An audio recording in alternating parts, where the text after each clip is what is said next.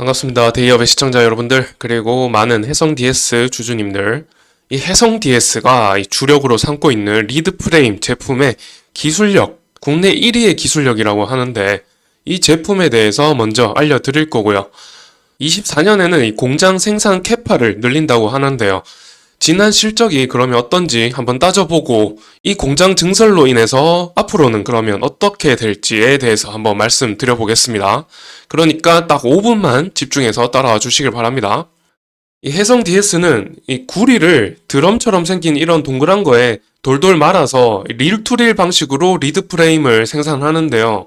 이 릴-투-릴 방식 뜻은 원소재를 두루마리처럼 감아서 이런 식으로 제품이 연결된 상태로 생산되는 방식을 말합니다. 그리고 이런 방식은 여기 사진을 보시면 아시겠지만 작업자가 필요 없다 보니까 기계적으로 굉장히 빠르고 효율적으로 생산이 되고요. 또 안정적으로 수율이 나온다는 장점이 있겠습니다. 이런 릴-투-릴 방식은 반도체 패키지 업체에서 해성 DS만의 유일한 방식인데요. 기술력을 세계적으로 인정을 받고 있기 때문에 고객사도 삼성전자, 하이닉스 뿐만 아니라 독일, 네덜란드 등으로도 다양하게 속해 있습니다. 한편으로 판관비를 말씀을 드리면 매출액의 약 8% 정도밖에 나오지가 않고요. 작년 매출액은 약 6,700억입니다. 오히려 원재료 가격이 매출액에서 비중이 높고요. 약 70% 정도 차지하고 있습니다. 원재료는 이 사진을 보시면 딱 구리 같죠? 조금 있다가 구리 가격 변동 추이 관련해서 한 번 더 말씀을 드릴 겁니다. 그러면 이 구리로 만든 제품이 어디에 들어가느냐 하면 우측에 이게 리드 프레임입니다. 그리고 이게 반도체 패키지입니다. 이 반도체 패키지는 생긴 거를 많이 보셨을 텐데요. 이 안에 크게 리드라고 하는 이 지네 같은 달이 있지 않습니까? 이 B가 리드고요. 그리고 이 F 안에 반도체 칩이 들어갑니다. 이 바깥에 나온 것을 아웃리드라고 하고 이 안에 있는 걸 인리드라고 합니다.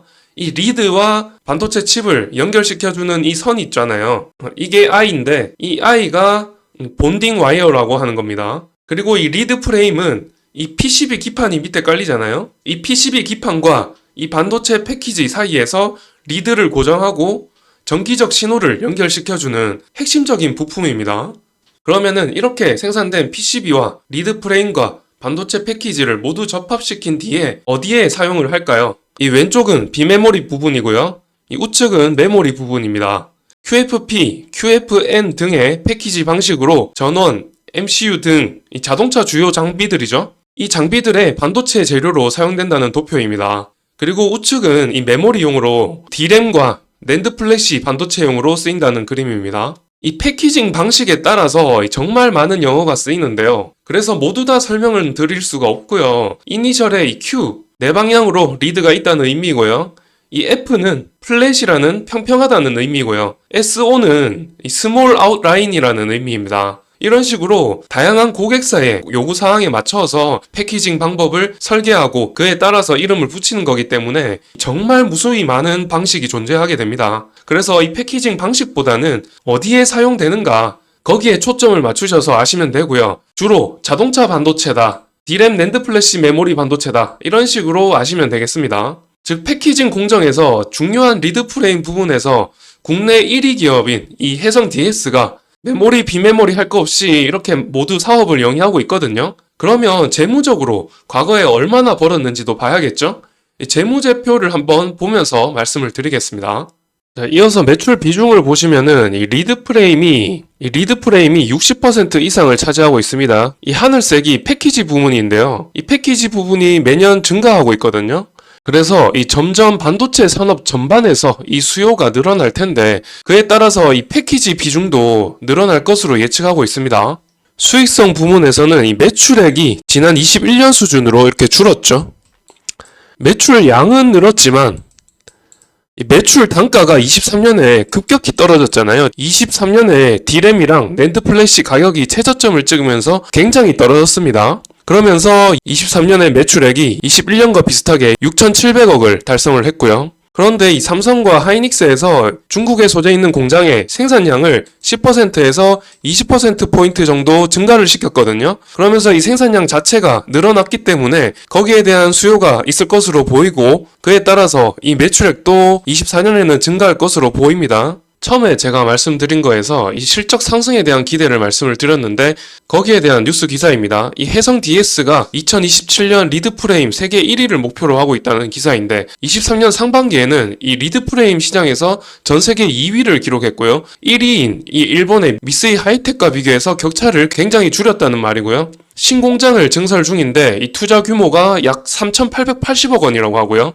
투자 종료일은 25년 10월입니다. 그래서 25년부터 이 준공이 된다면은 전체 생산 캐파가 20% 증가를 하기 때문에 현재 매출액이 감산 결정에 따른 매출액이라는 걸 감안을 했을 때 전체적으로 생산 설비를 풀가동 시에 60%는 늘어날 수 있을 거라고 예측하고 있습니다. 왜냐하면 삼성이 생산 캐파를 40%에서 60%를 늘린 거거든요. 그것과 비교했을 때 이 생산 캐파를 적어도 60%까지 감산했다고 칩시다. 그렇게 되면 40% 정도 늘어나죠. 거기에 이 생산 캐파가 20% 더 늘어나니까 총 60% 이렇게 저는 추산을 한 겁니다.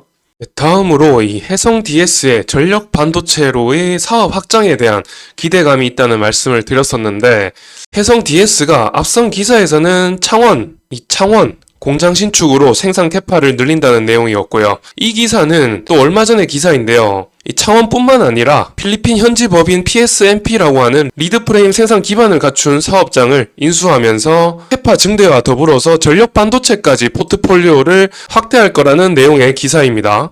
이 목표는 25년이고요.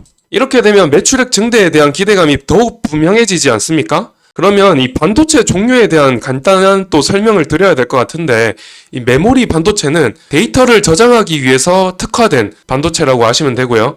D램과 낸드 플래시가 대표적이죠. 그리고 비메모리는 이 데이터 처리 속도에 특화된 반도체라서 GPU나 CPU에 사용이 되는 반도체이고요. 이 전력 반도체는 특정 전력을 만들어내는데 특화된 반도체라고 이해하시면 되겠습니다. 그래서 기본적으로 감당하는 전압과 전류가 높은 수치이고요. 그래서 모터 같은 데 활용이 많이 되고 세탁기나 특히 모터를 이용하는 전기차의 필수 반도체라고 아시면 되겠습니다. 이러한 해성 DS에 기대감이 드는 소식과 함께 마지막으로 차트를 한번 봐보시도록 할게요. 네, 오늘도 양봉을 찍으면서 이 보라색 선인 111일선을 뚫으면서 올라가고 있고요. 그리고 지금 초록색 선인 221일선도 뚫고 올라갈 것으로 보입니다. 하지만 이 장기 이평선에 대한 저항은 항상 유념을 하셔야 되고요. 여기 장기 이평선에서 어느 정도 저항을 받고 조정을 조금 한 다음에 올라가는 경우가 많습니다. 그리고 이 동일한 위치에서 저점을 3번이나 맞았는데요.